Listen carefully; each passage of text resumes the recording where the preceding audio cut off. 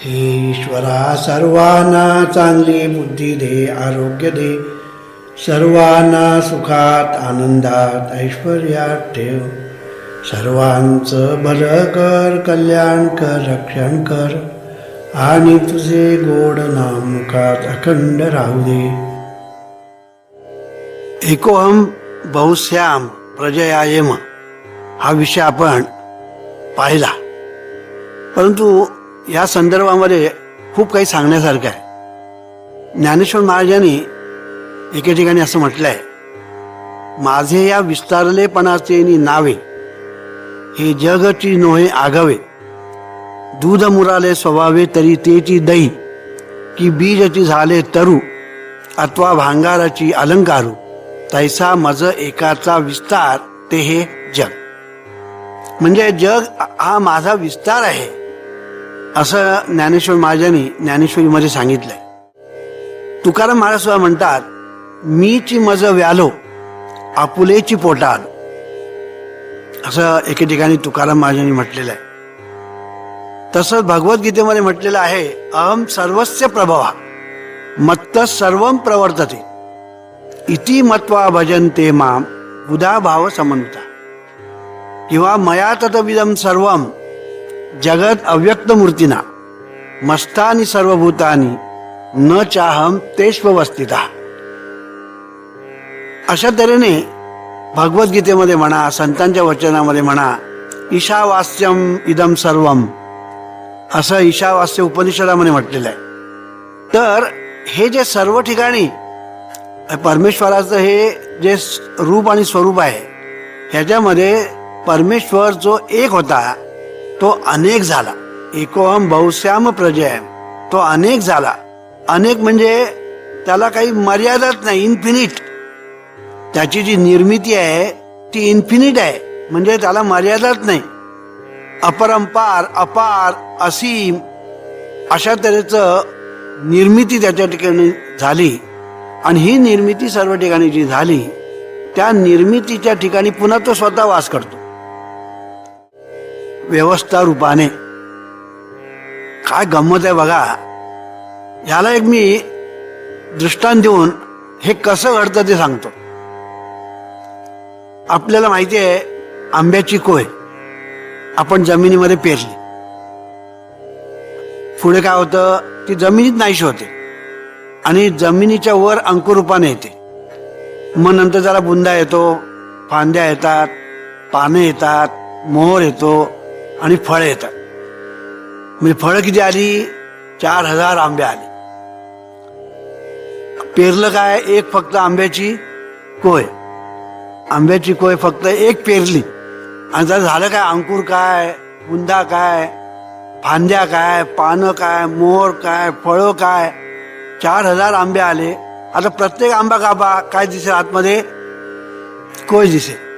म्हणजे जी जमिनीमध्ये आपण पेरली, जी जमिनीमध्ये नाहीशी झाली, ती 4000 आंब्यामध्ये पुन्हा प्रगट झाली.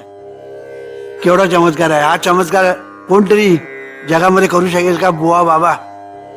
केवढा चमत्कार आहे. पण लोकांना चमत्कारच वाटत नाही, कारण लोकांचे डोळे जे आहेत ना ते आंधळे झालेले आहेत. त्यांना बुवा बाबांचे हात चलाकीचे चमत्कार मोठे वाटतात, पण परमेश्वराचे हे जे चमत्कार आहेत तिथे यांचं लक्षही जात नाही. आता गंमत बघा, प्रत्येक आंबा कापला त्याच्यामध्ये कोय, 4000 आंब्यामध्ये 4000 कोय. आणि कधी झालं, एका कोईपासून सगळं हे झालं विश्व. म्हणजे आंब्याचा वृक्ष म्हणजे एक विश्व म्हटलं तर त्या एका कोईपासून झालं. आणि जी कोय जमिनीमध्ये पेरली तीच कोय 4000 आंब्यामध्ये उगवली. अगदी तसंच झालेलं आहे परमेश्वराच्या बाबतीमध्ये. परमेश्वराच्या बाबतीत काय झालं, एकोहम बहुश्याम प्रजयाम, तो जो एक होता तो अनेक झाला. म्हणून ज्ञानेश्वर महाराजांनी त्याचं सुंदर वर्णन केलंय. अनंत रूपे अनंत वेशे देखिले त्यासी, म्या देखिले त्यासी, बाप रखुमा देवी वरू, बाप रखुमा देवी वरू, पूर्ण बाणली ऐसी, देखिला देखिला माये देवाचा देव, माये देवाचा देव, फिटला संदेह फिटला संदेह निमाले दुजे पण. आता ह्याच्यामध्ये ज्ञानेश्वर महाराज काय सांगतात, अनंत रूपे, अनंत शब्द घातला, इन्फिनिट, अनंत रूपे अनंत वेशे, म्हणजे त्यांनी रूप जी घेतलेली आहेत आणि वेश घेतलेले आहेत, आकार घेतलेले आहेत, विश्वरूपाने प्रगट झालेला आहे. अनंत कोटी ब्रह्मांड इतक्या रूपाने तो प्रगट झालाय, अनंत कोटी ब्रह्मांड इतक्या रूपाने तो प्रगट झालेला आहे. आणि हा जो प्रगट झालेला आहे त्याच्यामध्ये पुन्हा हा आहेच. आता बघा, माणसं किती आहेत, अब्जावधी माणसं आहेत, गेली, आज आहेत, उद्या येतील, अब्जावधी माणसं. आता ह्या अब्जावधी माणसामध्ये प्रत्येकाला जर विचारलं तू कोण आहेस, तो उत्तर काय देईल, तो हात उचलेल, छातीकडे नेईल, ते सुद्धा उजव्या बाजूला, डाव्या बाजूला नाही. डाव्या बाजूला जी आहेत त्याच्यामध्ये जे हृदय आहे ते ॲनाटॉमीतलं आहे, आणि ह्या बाजूला जे हृदय आहे ना ते अध्यात्मातलं आहे. हात उचलेल आणि इथे हात लावेल, मी अमुक अमुक, किंवा मी आहे, किंवा मी बोलतो, मी करतो, मी चहा केला, मी जेवण केलं, मी असा, मी तसा. हात कुठे, इथे. प्रत्येकाचं बघा, ती व्यक्ती कोणी असू दे, हात इकडे जाईल. मग तो चायनामधला असू दे, रशियातला असू दे, अमेरिकेतला असू दे, इंग्लंडमधला असू दे, किंवा हिंदुस्थानातला असू दे, कुठलाही माणूस हात उचलणार आणि फक्त मी म्हणण्याच्या वेळी तो इंग्लिशमध्ये आय म्हणेल आणि प्रत्येक भाषेमध्ये तो बोलेल, पण तो हात इकडे येईल, हाताच इकडे. म्हणजे मी हा शब्द जर आपण जर लक्षात घेतला, आता भाषा निर्णय असेल त्याप्रमाणे, आता कानडी असेल तर नानू म्हणेल, इंग्लिश असेल तर आय म्हणेल, मराठीमध्ये मी म्हणतो आपण, संस्कृतमध्ये आपण अहम म्हणतो. ते शब्द जरी वेगवेगळे असले तरी मी हे कॉमन आहे. तर मी असं आपण ज्यावेळेला म्हणतो तेव्हा प्रत्येकाच्या हृदयामध्ये हा मी आहे. आता मी इथे प्रवचन करतो, माझा हात इकडे आला आणि मी म्हटलं. आता तुम्हाला विचारलं कोण ऐकतो, प्रत्येक जण काय सांगेल, मी ऐकतो, मी ऐकते. पहिलं मी, मग ऐकतो आणि ऐकते नंतर. म्हणजे पहिलं काय येईल, मी. म्हणजे मी इथे पण आहे आणि मी समोर बसलेला जो ऑडियन्स आहे, मग तो 10 असू दे किंवा 10,000 असू दे किंवा 10 लाख असू दे, त्या सगळ्यामध्ये पुन्हा मी आहे. म्हणजे हा सूर्य आणि हा जयद्रथ. इथे कुठल्याही तऱ्हेची कल्पना करायला मी तुम्हाला शिकवित नाही, मग कल्पना करा असं मी सांगत नाही. हा सूर्य हा जयद्रथ, मी इथे प्रवचन करतो आहे आणि तुम्ही ऐकणारे सुद्धा मी. म्हणजे दोन्ही ठिकाणी मी. बीजम माम सर्वभूतानाम किंवा ईश्वरस सर्वभूतानाम हृदयेश अर्जुन तिष्ठती. म्हणजे किती सुंदर सांगितलेलं आहे की हा परमेश्वर सर्व ठिकाणी प्रगट झाला अनंत कोटी ब्रह्मांड रूपाने, आणि त्या ठिकाणी हा पुन्हा वास्तव्य करू नये, पुन्हा हा बाबा ते सोडून दिलं असं नव्हे, त्या ठिकाणी तो पुन्हा हजर आहे.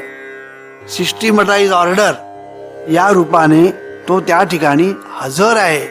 हे जर आपण नीट लक्षामध्ये जर घेतलं तर आपल्या ध्यानात एक गोष्ट असं येईल की हा परमेश्वर एक होता, तो अनेक झाला. तो अनेक काय झाला, तर त्याला तशी इच्छा झाली, एकलेपणाचा त्याला कंटाळा आला. आपुलीच आवडी धरुनी खेळया आपापणाचे व्याळाले. त्याला एकलेपणाचा कंटाळा आला. आणि बघा, माणसाला एकलेपणाचा कंटाळा येतो. लोक म्हणतात एकांत एकांत वगैरे वगैरे, हे सगळं खोटं आहे. मी तुम्हाला सांगतो, पुष्कळ लोक, आजच मी कुठेतरी वाचले, एकांत म्हणजे सर्वात श्रेष्ठ, मौन हे सर्वात श्रेष्ठ वगैरे वगैरे. कळलं की नाही? हे सगळं खोटं आहे. कळलं की नाही? हे एकांत आणि हे मौन वगैरे जे आहे ना, म्हणजे जास्त बडबड करावी असं मी म्हणत नाही, पण अजिबातच बोलायचं नाही. काही मौन करणारी माणसं असतात.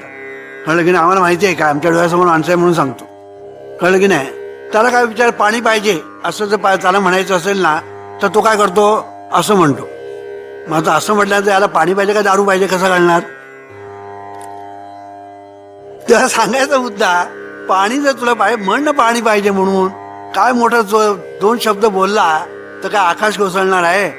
माणसाने फार बडबड करू नये ठीक आहे, पण मौन धरायचं म्हणजे काहीच बोलायचं नाही. बायकोने विचारलं तर उत्तर द्यायचं नाही, कोण पाहुणे आले त्यांच्याकडे बोलायचं नाही, का तो आमचं आज मौन आहे.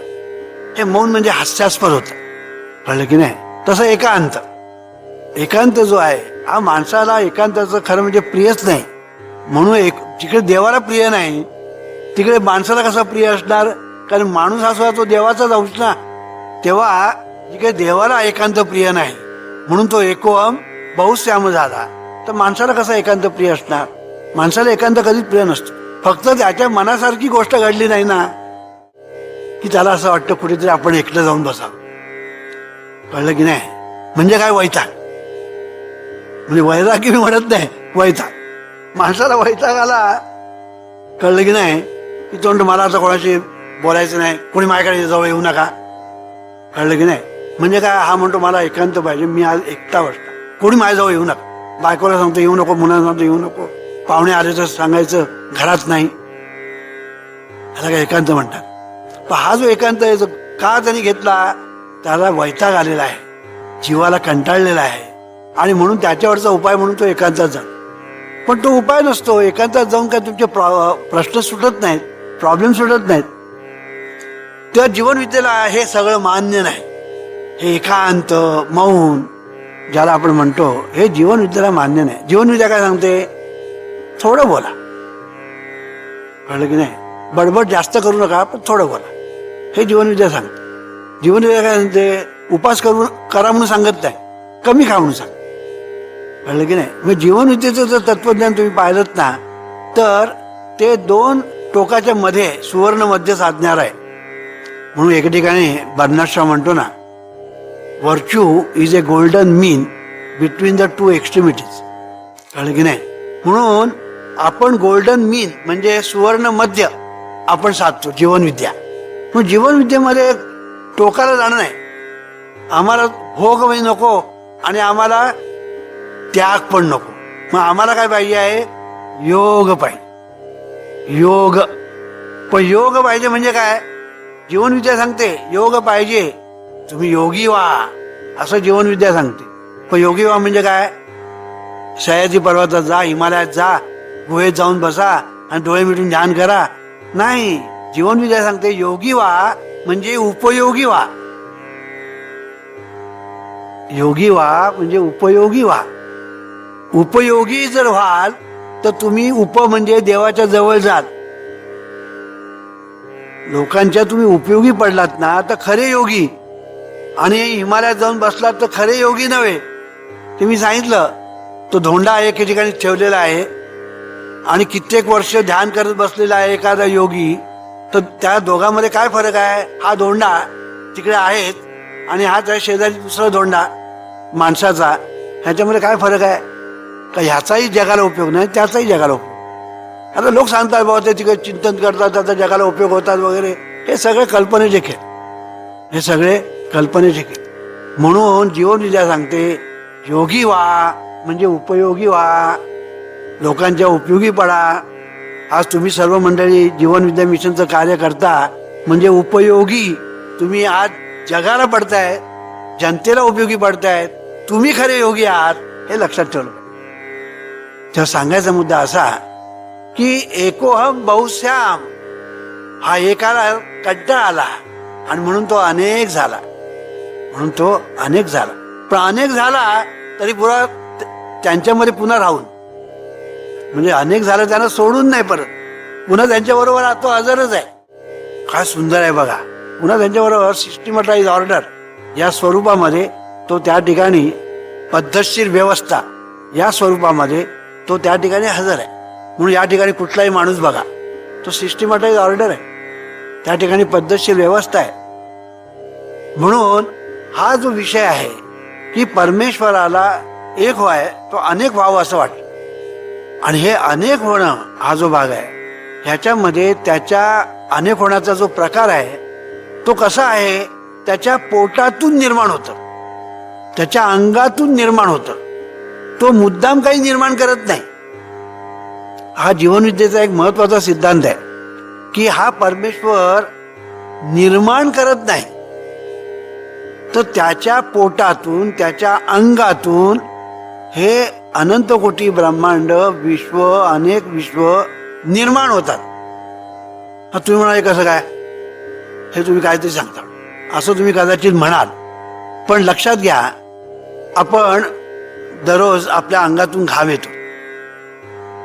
आता हा घाम तुम्ही निर्माण करता का निर्माण होतो?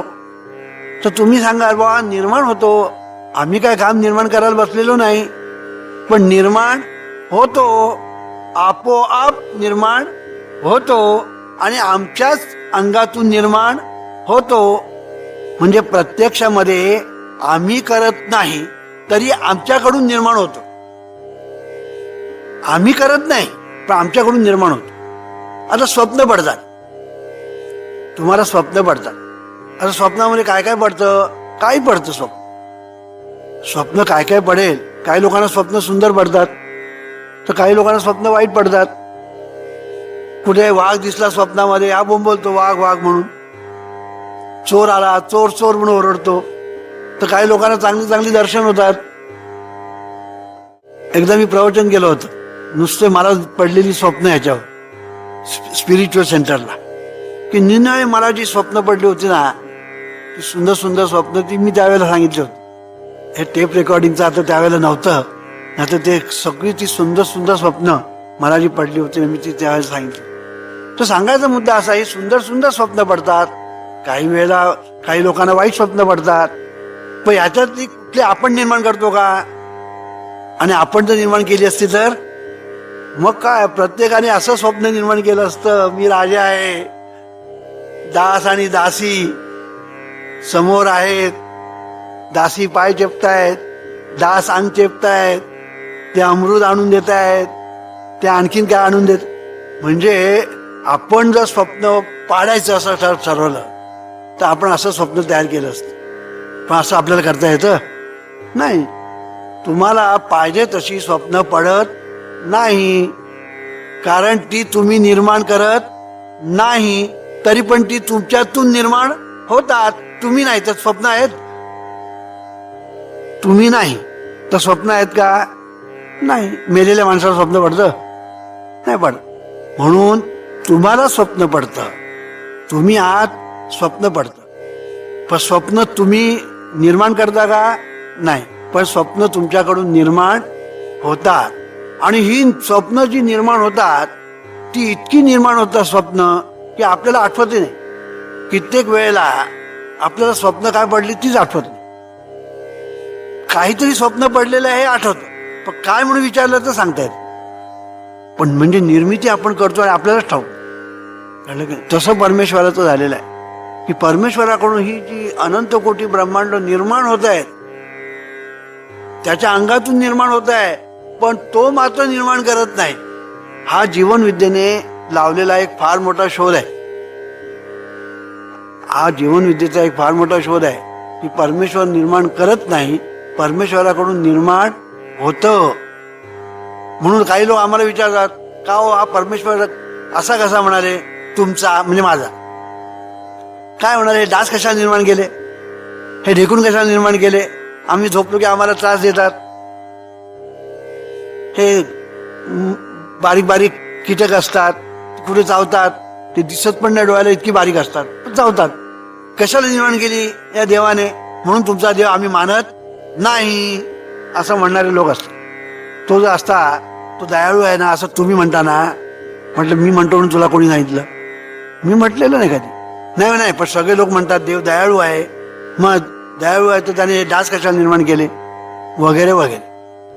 पण गंमत अशी आहे की देवाने हे सगळं निर्माण केलेलंच नाही असं जीवनविद्या सांगते. तो दयाळू पण नाही आणि निष्ठुर पण नाही हे जीवनविद्या सांगते. त्याच्याकडून हे सगळं निर्माण झालेलं आहे आणि त्यालाही पत्ता नाही आपल्याकडून काय काय निर्माण झालेलं आहे. त्याच्याकडून हे सर्व निर्माण झालेलं आहे. आणि आश्चर्याची गोष्ट म्हणजे त्यालाही पत्ता नाही. हे जरा दिसायला आश्चर्यकारक वाटेल, विस्मयकारक वाटेल, पण ती वस्तुस्थिती आहे. एखादा असा मोठा श्रीमंत माणूस असतो, त्याला आपल्या प्रॉपर्टीचाच पत्ता नसतो. एवढा तो श्रीमंत असतो, त्याला आपल्या प्रॉपर्टीचा पत्ता नसतो. तसं परमेश्वराकडून हे सगळं जे निर्माण होत आहे त्याचा त्यालाही पत्ता नसतो. हे सगळं निर्माण होत आहे आणि निर्मिती त्याच्याकडून चाललेली आहे. जे निर्माण होतं ते त्याच्या ठिकाणी स्थित असतं. काही काळानंतर त्याच्यामध्येच लय होतं, पुन्हा त्याच्यातून ते निर्माण होतं, असं चाललेलं आहे. हे राडगाडगं हे चाललेलं आहे आणि हे मोठं आश्चर्यकारक आहे. आणि हे सगळं कसं सहज चाललं, ह्याच्यामध्ये आटापिटा काही नाही. नाही तर आपल्याला किती आटापिटा करावा लागतो, संसार करतो तेव्हा किती आटापिटा करावा लागतो, पण त्याला काहीच आटापिटा नाही. पण स्वप्नसृष्टी जेव्हा आपण निर्माण करतो तेव्हा आपल्याला काही आटापिटा करावा लागत नाही.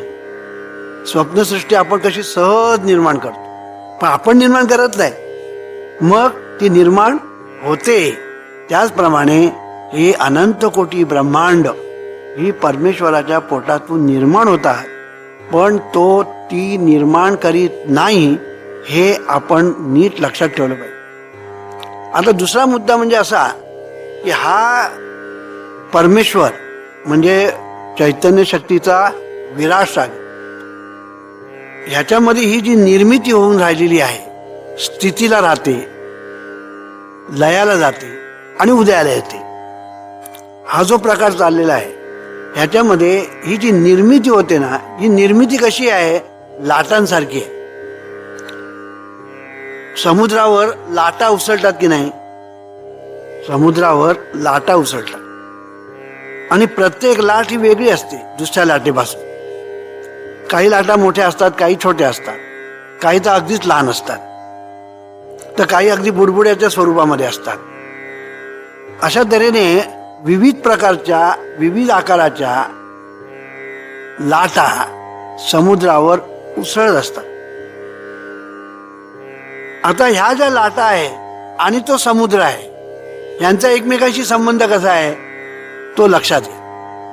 आता ह्या ज्या लाटा आहेत ह्या लाटा समुद्रात आहेत, समुद्रातून निर्माण होतात, समुद्रात स्थित असतात, समुद्रातच लयाला जातात आणि समुद्रातूनच उदयाला येतात. हे जर तुमच्या लक्षात आलं ना, तर चैतन्य शक्तीच्या विराट सागरामध्ये ही अनंत कोटी ब्रह्मांड निर्माण होतात, स्थितीला राहतात, लयाला जातात, पुन्हा उदयाला येतात, हे तुझ्या ध्यानात येईल. ही एक गोष्ट झाली. आता दुसरी गोष्ट म्हणजे अशी की प्रत्येक लाट लक्षात घ्या समुद्रावर उसळणारी, मग ती लहान असो मोठी असो, कळलं की नाही, छोटी असो किंवा बुडबुडा असो, ही जी सगळी जी लाट म्हणून ज्याला आपण म्हणतो, तिचं जर तुम्ही अंग तपासलं तर तुम्हाला काय दिसेल, पाणी. तिचं जर अंग तपासलं लाटेचं तर तुम्हाला काय दिसेल, पाणी तुम्हाला दिसेल. आता हे पाणी आणि समुद्राचं पाणी याच्यात काही फरक आहे का, याच्यामध्ये काही फरक नाही. ते पाणी आणि समुद्राचं पाणी ह्याच्यामध्ये काही फरक नाही. त्या लाटेचं पाणी चाखा खारट, समुद्राचं कुठलंही पाणी चाखा खारट, हे काही त्याच्यामध्ये फरक नाही. म्हणजे समुद्राचं स्वरूप आणि त्या लाटेचं स्वरूप एक आहे. अहम ब्रह्मास्मी असं आपण ज्याला म्हणतो त्याला त्याचा अर्थ काय तो नीट लक्षात घ्या. नाही तर ब्रह्मास्मी म्हणणारा आपण काय म्हणतो तेच कळत नाही.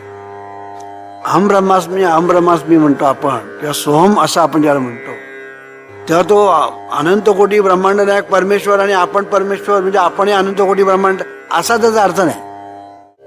लक्षामध्ये आलं की नाही. तर त्याचं आणि आपलं स्वरूप एक आहे हे आपण लक्षात घेतलं पाहिजे. आपण तो आणि मी एक आहे, सोहम तो आणि मी एक आहे, अहम ब्रह्मास्मी मी आणि ब्रह्म एक आहे, शिवहम शिव आणि मी एक आहे, असे जे आपल्या ठिकाणी जे मंत्र आहे त्याचा अर्थ आपण नीट समजावून घेतला पाहिजे. लोकांना त्याचा अर्थ नीट न समजल्यामुळे घोटाळा होतो. त्यांना असं वाटतं मीच परमेश्वर परमात्मा आहे, कळलं की नाही, अनंत कोटी ब्रह्मांड निर्माण करणारा मीच आहे असं त्याला वाटतं. तसा तो अर्थ नाही. मी आणि तो एकच आहे असं ज्यावेळेला आपण म्हणतो त्यावेळेला त्याचं स्वरूप आणि माझं स्वरूप एक आहे हा म्हणण्याचा अर्थ आहे. आणि म्हणून तो आणि मी एक आहे. पण त्याचं जे शक्ती, सामर्थ्य, बल हे जर आपण बघितलं ना तर तसा तो आणि मी एक नाही. आता एक लाट, त्या लाटेमध्ये जे सामर्थ्य आहे आणि समुद्राचं सामर्थ्य एक होईल. समुद्र तो समुद्र, लाट ती लाट. कळलं की नाही? नाही, मी पण समुद्र आणि माझं स्वरूप एक आहे, त्या समुद्राचं सामर्थ्य माझ्यात आहे असं म्हटलं चालेल? असं म्हटलं चालणार नाही. म्हणून स्वरूप एक आहे असं आपण ज्याला म्हणतो, तेव्हा नेमकं काय आहे हे आपण लक्षात घेतलं पाहिजे. बऱ्याच लोकांना इथे म्हणून परमार्थात जो गोंधळ आहे ना, त्याची अनेक कारणं द्यावी का आहे गोंधळ आहे. परमार्थामध्ये गोंधळ जास्त आहे. कळलं की नाही? कारण परमार्थामध्ये गोंधळ काय आहे, कारण हा विषय जो आहे ना हा सूक्ष्म आहे आणि जरा थोडासा समजायला सांगायला तसा तो कठीण आहे. आता मी सोपं करून तुम्हाला सांगतो म्हणून तुम्हाला सोपं वाटतं, नाही तर हा विषय किती कठीण आहे. आता आपण म्हणतो ना की मया ततमिदं सर्वम जगद अव्यक्त मूर्तीना मस्तानी सर्वभूतानी न चाहम तेषु अवस्थित. म्हणजे ती सर्वभूत मात्र माझ्यात आहे पण मी त्यांच्यात नाही. लोकांना याचा अर्थ समजत नाही. लोकांना अर्थ समजत नाही. मोठमोठ्या लोकांनी मला विचारलं याचा अर्थ काय म्हणून. कळलं की नाही? समजत नाही. तर त्याचा अर्थ असा आहे की मया ततम इदम सर्वम, हे सर्व जे आहे ते माझ्यातून निर्माण झालेलं आहे पण मी त्याच्यामध्ये नाही. म्हणजे जे निर्माण झालेलं आहे त्याच्यामध्ये मी नाही. म्हणजे काय ते आता सांगतो. समुद्र आणि लाटा, आता लाटा कोणी निर्माण केल्या किंवा कोणामुळे निर्माण झालं? कोणात निर्माण झाल्या? समुद्रात, नाही का? समुद्रच नाही तर लाटा असणार का? नाही. म्हणजे लाटांचा जो जनिता आहे तो समुद्र आहे. आता समुद्रातून लाटा निर्माण झाल्या पण त्या लाटेमध्ये समुद्र आहे का? त्या लाटेमध्ये समुद्र नाही आहे. मग लाटेमध्ये जे पाणी आहे ते पाणी आणि समुद्राचं पाणी हे स्वरूपता एक आहे पण लाट आणि समुद्र एक नाही. म्हणून लाटा समुद्रात आहे पण समुद्र लाटेत नाही. हे लक्षामध्ये आलं की नाही? हा फार मोठा असा हे आहे विषय आहे. आता दुसरं एक उदाहरण देतो. सूर्य आहे आणि सूर्याचे किरण. सूर्याचे किरण किती आहे? कोट्यावधी आहे. सूर्याचे किरण कोट्यावधी आहेत किरण. आता सूर्याचं स्वरूप काय? प्रकाश. आणि कुठलाही किरण घ्या त्याचं स्वरूप काय? प्रकाश. म्हणून किरण आणि सूर्य स्वरूपता एक आहे. पण तुम्ही असं म्हणू शकाल का किरण आणि सूर्य स्वरूपता एक आहे म्हणून किरणाचं सामर्थ्य आणि सूर्याचं सामर्थ्य एक आहे असं म्हणाल? नाही म्हणणार. किरण म्हणजेच सूर्य, सूर्य म्हणजेच किरण असं म्हणाल नाही. मग किरण रूपाने सूर्य, किरण जो आहे त्या किरणात प्रकाश आहे, सूर्यात प्रकाश आहे. म्हणून दोन्हीच्या ठिकाणी प्रकाशाच्या रूपाने स्वरूप एक आहे. पण किरणात सूर्य नाही पण सूर्यात किरण आहे. बरोबर? ही सर्व जी कोट्यावधी किरण आहेत ना ती सूर्यात आहेत. ती सूर्याला कधीही सोडून नाही. कुठल्याही अवस्थेत सूर्याला सोडून नाही. तरी सुद्धा किरण सूर्यात आहे पण सूर्य मात्र कुठल्याही किरणात नाही. हे जर तुम्हाला समजलं तर एक फार मोठा परमार्थातला विषय तुम्हाला समजेल. कळलं की नाही? जिथे अनेक लोक गोंधळतात तिथे तुम्हाला हा विषय अगदी स्पष्ट होईल. अशा तऱ्हेने एकोहम बहुश्याम प्रजया येम असं जे आहे हे आपण आतापर्यंत पाहिलं. आणि आपण आता हे सत, मी सतचं सांगतोय, हे सगळं सतचं अंग आहे. हे जे आहे हे सत. सत म्हणजे सत्य आणि सत म्हणजे सत्ता. म्हणून सत म्हणजे असणेपणाने आणि सत्ता म्हणजे दिसणेपणा, म्हणजे प्रगट होण्याच्या मान. दिसणे म्हणजे डोळ्याला दिसतं नव्हे, प्रगट होण्याच्या, व्यक्त होण्याच्या प्रकारात म्हणजे सत्ता. म्हणून जे सत्य सत आहे ते सत्य आहे. जे सत आहे, सत चित आनंद, ह्याच्यामध्ये हे जे सत तत्व आहे ते आहे म्हणजे सत्य आहे. सत्य याचा अर्थ काय? ते नाही असं कधी होत नाही. ते अखंड आहे, ते सतत आहे, सातत्याने आहे, ते अमर आहे, अजर आहे. अशा तऱ्हेचं हे सतत्व आहे. आणि ह्याच्याच ठिकाणी सत्ता आहे. सतच्या ठिकाणीच सत्य हे एक अंग झालं. म्हणजे नाण्याला दोन बाजू असतात ना, त्याप्रमाणे नाण्याच्या दोन बाजू, त्याप्रमाणे सत या नाण्याची एक बाजू म्हणजे सत्य आणि दुसरी बाजू म्हणजे सत्ता. सत्ता ही सत्यामध्येच असते. जे सत्य आहे ना त्याच्यामध्ये सत्ता असते. आणि म्हणून ही जी सत्ता आहे ही सत्ता अधिष्ठान आहे. ही सत्ता जी आहे ना ही सत्ता अधिष्ठान. अधिष्ठान याचा अर्थ काय की ते आहे म्हणून सर्व आहे, ते नाही तर काही नाही, याला अधिष्ठान म्हणतात. म्हणजे लाकूड हे फर्निचरचं अधिष्ठान आहे. म्हणजे लाकूड नाही तर फर्निचर नाही.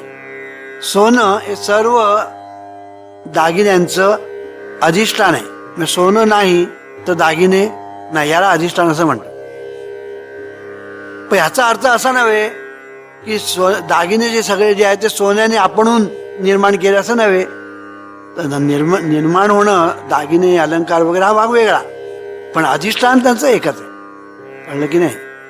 तसं आज जगामध्ये अनंत कोटी ब्रह्मांड जी आहे याच्यामध्ये सगळं काही चाललेलं आहे. कळलं की नाही? त्याचं अधिष्ठान कोण आहे? हे सत्तत्व आहे. म्हणजे परमेश्वर. परमेश्वर हे त्याचं अधिष्ठान आहे. पण याचा अर्थ असा नव्हे की तुम्ही माणसं जे काही करता ते तो करतो, असा त्याचा अर्थ नाही. इथे पुन्हा घोटाळा परमार्थाचा. इथे काय घोटाळा झालेला आहे? चाले शरीर कोणाचे सत्ते, कोण बोलविते हरिवीण, देखवी ऐकवी एक नारायण, तयाचे भजन चुकू नका. मानसाची देव चालवी अहंता, मीच एक करता म्हणून. वृक्षाची पानं हाले त्याची सत्ता, राहिली अहंता मग कुठे. तुका म्हणे विठो भरला सबाई, तया उणे काही चराचरी. आता इथे बघा हा सत्ता शब्द आलेला आहे. हा सत्ता शब्द लोकांचा काय समज झालेला आहे, मोठमोठ्या लोकांचा, की हे शरीर जे चालतं ते म्हणजे ती जी व्यक्ती आहे ती व्यक्तीच हे शरीर चालतं. किंवा त्यांना असं वाटतं की ह्या शरीराकडून मी जे काही करतो किंवा शरीराच्या द्वारे मी म्हणून जो कोणी आहे तो जे काही करतो ते तोच करतो, असे सांगणारे लोक आहेत. की नाही? सर्व काही देव करतो, सर्व काही परमेश्वर करतो, सर्व काही त्याच्याकडून घडत असतं, तो सर्व काही करतो असं म्हणणारे लोक आहेत. म्हणून त्यातून दैववाद निर्माण झाला. दैववाद कशातून निर्माण झाला? तो त्याच्यातून निर्माण. वस्तुस्थिती अशी आहे की अधिष्ठान तो आहे. कोण? परमेश्वर अधिष्ठान आहे. तो अधिष्ठान आहे म्हणून सगळं चाललेलं आहे. पण याचा अर्थ तो सर्व करतो तुमच्याकडून असं नव्हे. हा तुम्ही एखाद्याचा खून केला म्हणजे काय परमेश्वरांनी खून केला? तुम्ही एखाद्या चोवाडीत मारली म्हणजे काय परमेश्वराने चोवाडीत मारली? बरं आहे, एखाद्याने मारायचं. तुम्ही एखाद्या तोंडात जर मारली, अरे मी नाही मारली, परमेश्वराने मारली असं जर म्हटलं तर मग तोही तुमच्या तोंडात मारील आणि म्हणे परमेश्वराने मारलं. म्हणजे तो जरा खेळ झाला. कळलं की नाही?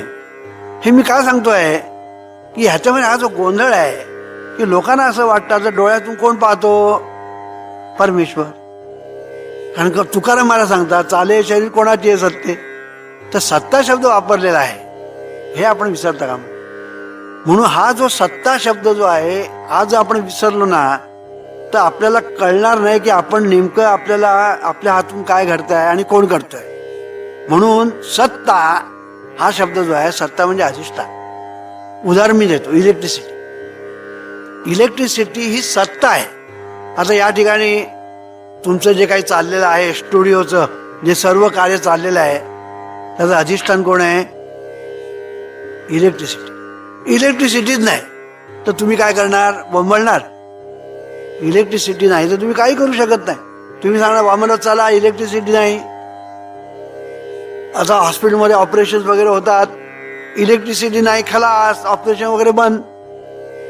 आज जगामध्ये, आज मुंबई आपण म्हणतो म्हणजे लक्ष्मी नगरी म्हणतो आपण मुंबई. आता मुंबईचं सगळं वैभव कशाच्या अधिष्ठानावर आहे? इलेक्ट्रिसिटी. इलेक्ट्रिसिटी आहे म्हणून मुंबईचं वैभव आहे. आज सगळे लोक मुंबईमध्ये येतात, उद्या इलेक्ट्रिसिटी नाही, सगळे लोक गावाला पळतील. सगळे लोक गावाला पळतील. हे इलेक्ट्रिसिटी हे मुंबईचं अधिष्ठान आहे. त्या अधिष्ठानावर ही मुंबईचं वैभव आहे सगळं. याचा अर्थ मुंबईमध्ये जे काही केलं जातं ते इलेक्ट्रिसिटी करते काय? मुंबईमध्ये जे काही केलं जातं, अनेक गोष्टी चांगल्या होतात, वाईट होतात, बऱ्या बुऱ्या, हे काय इलेक्ट्रिसिटी करते? नाही. इलेक्ट्रिसिटी अधिष्ठान आहे, करणारे वेगळे. तसं या ठिकाणी सत म्हणजे परमेश्वराचं जे सत स्वरूप आहे ते अधिष्ठान आहे. आणि हे अधिष्ठान असल्यामुळे त्याची सत्ता म्हणजे त्याचं जे असणं आहे, त्या सत्तेमुळे तुमचं सर्व काही चाललेलं आहे हे तुम्ही लक्षात घ्या. आणि हे तुम्ही लक्षामध्ये घेतलं तर चाले शरीर कोणाची हे सत्ते, कोण बोलविते हरविण. म्हणून हे शरीर चालतं, सत्ता त्याची. पण या शरीराकडून जे काही केलं जातं ते करणारा मी. ते करणारा मी. सगळं चालतं ते त्याच्या सत्तेने चालतं. त्याला जर वगळलं तर आम्ही बोंबलला. आम्ही काय करणार? आम्ही काही करू शकत नाही. क्षमा झालं की नाही? म्हणून ही जी सत्ता आहे ही सत्ता अधिष्ठान रूप आहे, करणारा मी आहे. म्हणून हा मी वेगळा आणि ही सत्ता वेगळी, हे आपण लक्षात ठेवलं. आता मी आणि सत्ता ही ज्या वेळेला एकरूप होईल त्यावेळेलाच, आणि मग जर म्हटलं या शरीराकडून जे होतं ते तो करतो, मग बरोबर. पण ती सत्ता आणि हा एकरूप झाली पाहिजे, कळलं की नाही? आता काय झालंय, ती सत्ता वेगळी आणि हा वेगळा. म्हणून याला जीव म्हणतात, त्याला देव म्हणतात, कळलं की नाही? म्हणून चाले शरीर कोणाची आहे सत्ते, वृक्षाची पानं हाले त्याची सत्ता. आज जगामध्ये आता सूर्य आकाशात आहे त्याच्या सत्तेने आहे, चंद्र आकाशात आहे त्याच्या सत्तेने आहे. नामदेव महाराजांचा एक सुंदर अभंग आहे, तुझी या सत्तेने वेदासी बोलणे, सूर्यासी चालणे तुझ्या सत्ते. ऐसा तू ब्रह्मांडाचा स्वामी, ऐसा तू समर्थ ब्रह्मांडाचा स्वामी, वर्मय जाणोनी शरण आलो. शरण आलो कोण? नामदेव महाराज म्हणतात. नामदेव शरण आले. का शरण आले? वर्म जाणून. वर्म काय? तुझी या सत्तेने वेदासी बोलणे, सूर्यासी चालणे तुझ्या सत्ते. म्हणून मी तुला शरण आलो. मग शरण येणारा नामदेव, कळलं की नाही? शरण येणारा चंद्या, बंड्या, गोंद्या, हा शरण येणारा. आणि कोणाला जातो शरण? ती जी सत्ता आहे त्या सत्तेला शरण. तू आहे म्हणून मी, तू नाही तर मी नाही. तू आहे म्हणून मी सर्व काही करतोय, तू नाही तर मी काहीच करू शकत. म्हणजे निर्णय अंगाने हा विषय पाहायचा असतो, निर्णय अंगाने. आता हा मी कोण आहे हा पुन्हा एक वेगळाच विषय आहे, कळलं की नाही? हा पुन्हा एक वेगळा विषय, हा मी कोण आहे तो. तर सांगायचा मुद्दा असा की आपल्या ठिकाणी आपण ज्यावेळेला म्हणतो की सत्ता सत्ता, त्यावेळेला सत्ता म्हणजे अधिष्ठान, कळलं की नाही? एका कवीने फार सुंदर ह्याचं वर्णन केलेलं आहे.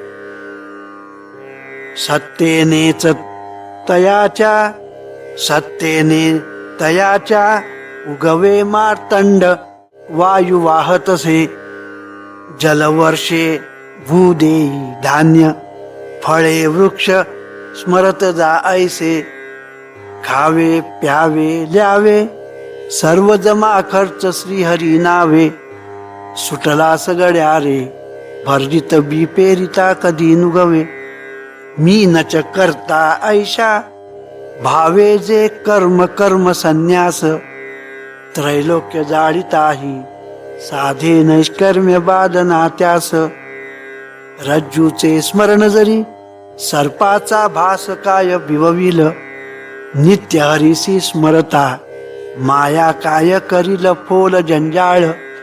असं एका कवीने म्हटलं, सुंदर म्हटलेलं आहे. पण त्याच्यामध्ये सुद्धा थोडासा गोंधळ आहे, कळलं की नाही. तो गोंधळ मी आता काय सांगत नाही. पण तिकडे जो सत्ता शब्द वापरलेला आहे, तो सत्ता शब्द महत्वाचा आहे. सत्तेनेच तयाच्या उगवे मार्तंड, वायू वाहत असे, जलवर्षे भू देई धान्य, फळे वृक्ष स्मरत जायस. म्हणजे त्याच्या सत्तेने सगळं चाललेलं आहे.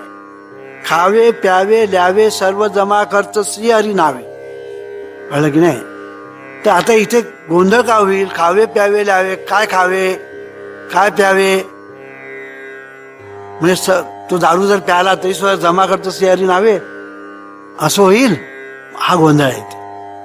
गोंधळ जो आहे ना, हा जो काही वाईट करेल ते सुद्धा जमा खर्च त्याच्या नावे होईल,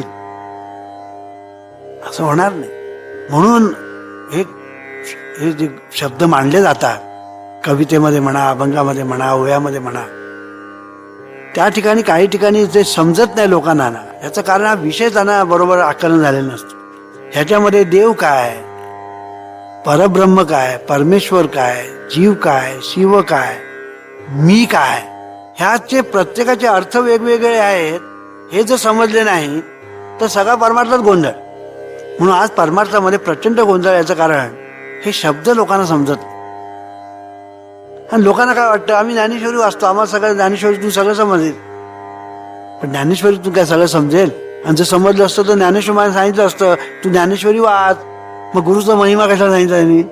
प्रत्येक अध्यायामध्ये सुरुवातीला गुरुचा महिमा एवढा सांगितलाय. गुरुचा महिमा ज्ञानेश्वर महाराजांनी इतका सांगितलाय की निवृत्तीनाथांना सांगावं लागलं की अरे ज्ञानबा जरा आता पुरे, आता गीता सांगायला सुरुवात कर. म्हणजे इतकं त्यांनी गुरुचा महिमा वर्णन केलेला आहे.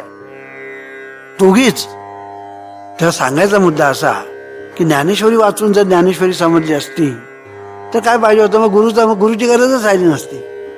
म्हणून हा विषय जो आहे, हा विषय फार महत्वाचा आहे. आणि हा विषय आपल्याला समजायचा असेल तर मी आता हे जे सूर्याचं उदाहरण दिलं त्याच्यामध्ये मी आणि तो एकच आहे. म्हणजे अधिष्ठान रूपाने तो आणि मी एक आहे.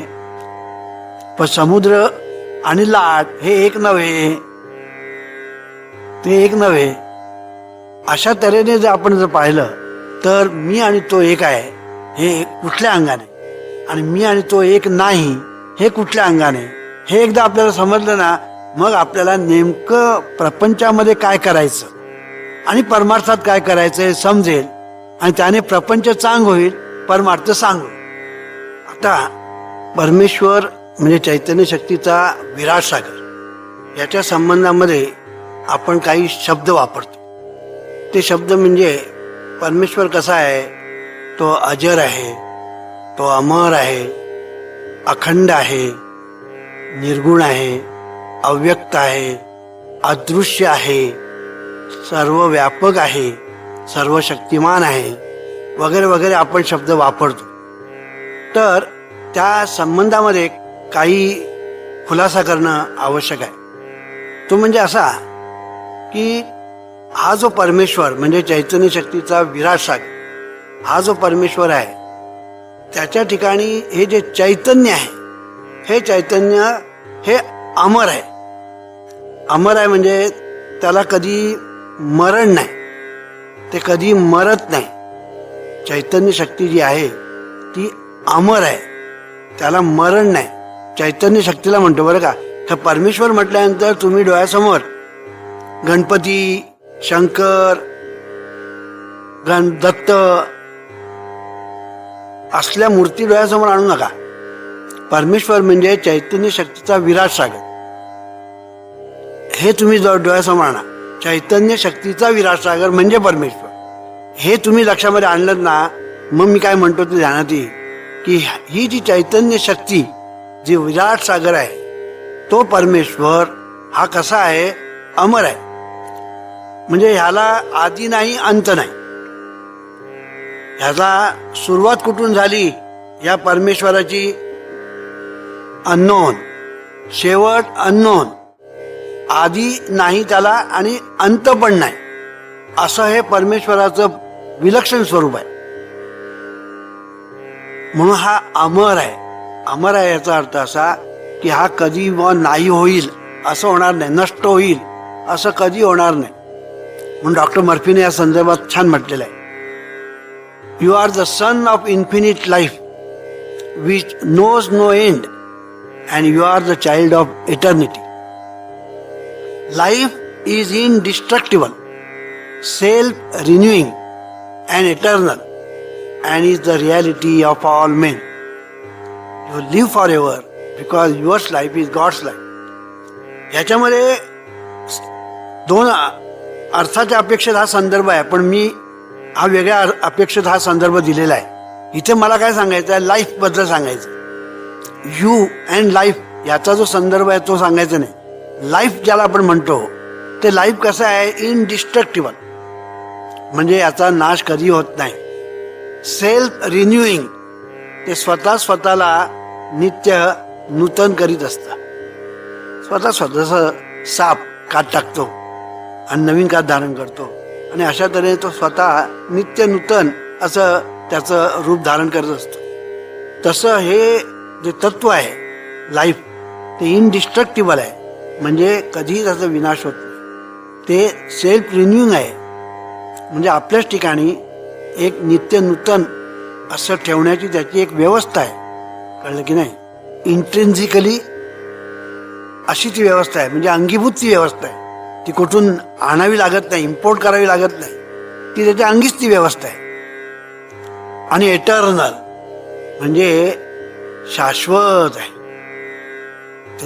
ते शाश्वत आहे, अखंड आहे. तर अशा तऱ्हेचं हे जे तत्व आहे, हे पहिली गोष्ट म्हणजे ते अमर आहे. दुसरी गोष्ट ते अजर आहे, कधी म्हातार होत. चैतन्य शक्ती कधी म्हातारी होत नाही, ती अजर. कळलं की नाही?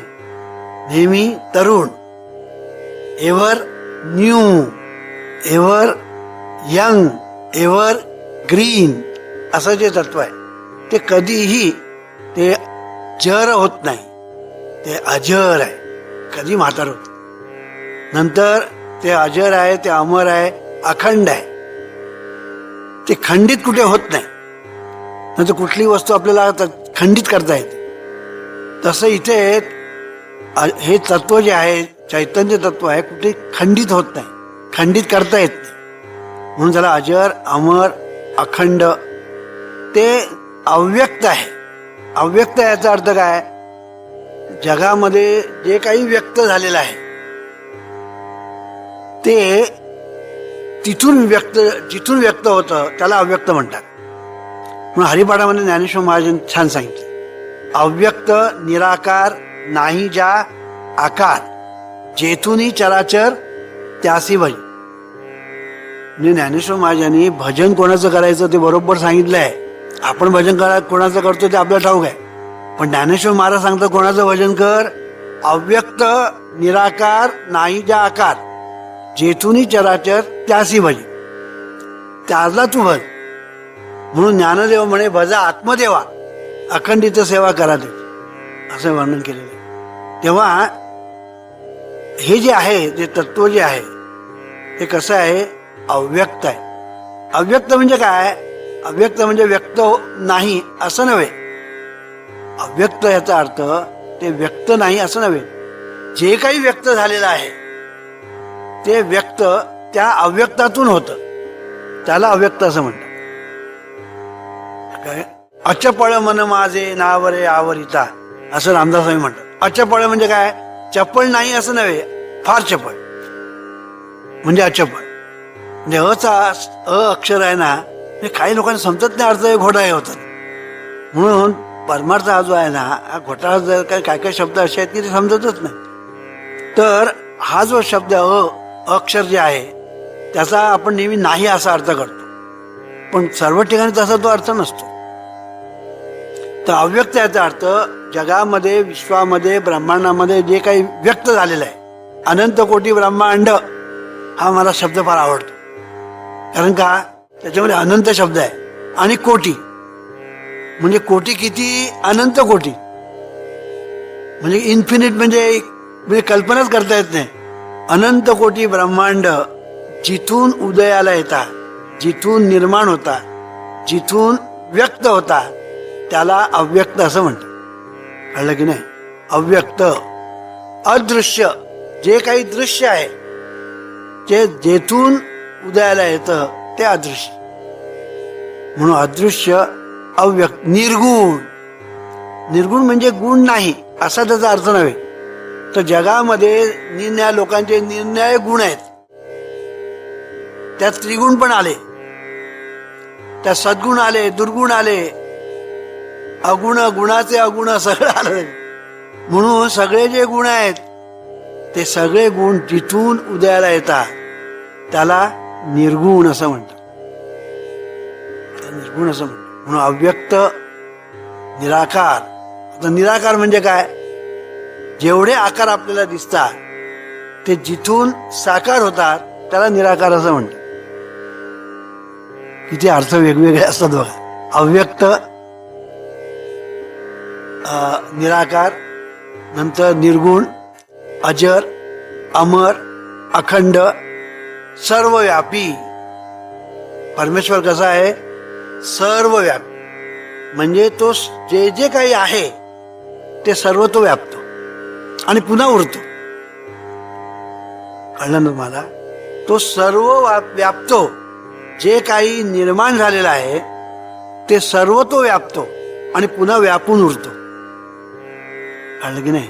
म्हणजे आपण उदाहरण द्यायचं झालं, नदीमध्ये 4 घागरी आहेत.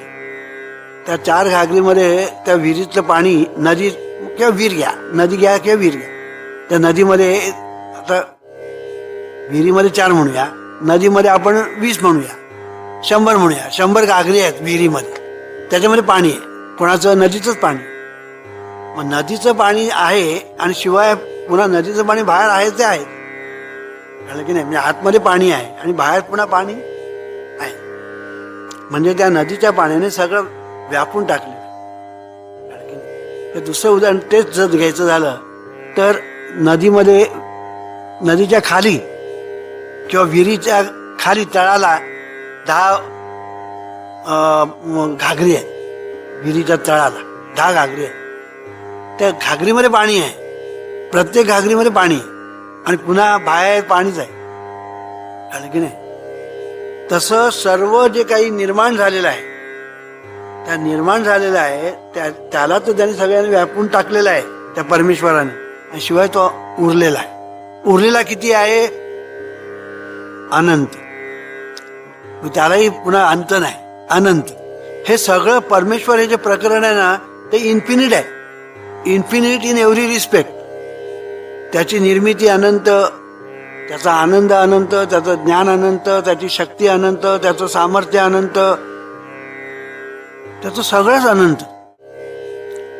ही is infinite in every respect. तो अनंत आहे सर्व अंगाने. जशी गुळाची ढेप असते, ती गुळाची ढेप कुठल्याही तोंड लावा बाजूने, ती गोड. तसा परमेश्वर कसा आहे? कुठल्या अंगाने बघा, अनंत. तर सांगपत्ताच लागत. म्हणून कुठेही त्याला आता तो संपणारच नाही. आपण या क्षितिजापासून त्या क्षितिजापर्यंत बघतो, पण याला क्षितिजच नाही. तो एंडलेस लांब लांब लांब त्या दृष्टीच पोचत नाही. असा परमेश्वर इन्फिनिट आहे, पण त्याची कल्पनाच करू शकत. म्हणून तो सर्व व्यापी आहे हे आपण लक्षात ठेवा. तो सर्व शक्तिमान आहे. म्हणजे अनंत कोटी ब्रह्मांड ज्याच्याकडून निर्माण होता तो केवढा सर्व शक्तिमान असला पाहिजे. त्याच्या ठिकाणी काय शक्ती असली पाहिजे. हा सूर्य, आता आकाशामध्ये जो सूर्य आहे हा केवढा प्रचंड आहे, पृथ्वीच्या कितीतरी पट आहे मोठा हा सूर्य. त्या सूर्याला आकाशामध्ये झेलून ठेवलेला आहे. बरं, एकच सूर्य आहे, असे कितीतरी सूर्य आहेत, किती चंद्र आहेत, किती तारे आहेत, किती ग्रह आहेत, कधी किती उपग्रह आहेत. ह्या सर्वांना आकाशामध्ये जो झेलून राहिलेला आहे त्याची शक्ती किती प्रचंड असली पाहिजे. अहो, एकच तुम्हाला सांगतो, force of gravity he force of gravity केवढी प्रचंड शक्ती आहे. फोर्स ऑफ ग्रॅव्हिटी म्हणजे गुरुत्वाकर्षण ही जी शक्ती आहे केवढी प्रचंड शक्ती आहे. आणि एवढी ही जी प्रचंड शक्ती जी आहे ती शक्ती म्हणजे या परमेश्वराचा एक अंश. म्हणजे त्याची शक्ती किती प्रचंड असेल याची तुम्ही कल्पना करा. तेव्हा सांगायचा मुद्दा, परमेश्वर हा सर्वांगाने सर्वार्थाने सर्व बाजूने इन्फिनिट आहे. इन्फिनिट. त्याचा आनंद इन्फिनिट आहे. त्याचा आनंद जो आहे ना इन्फिनिट आहे. व आनंद आहे त्याला काही मर्यादा आहे का?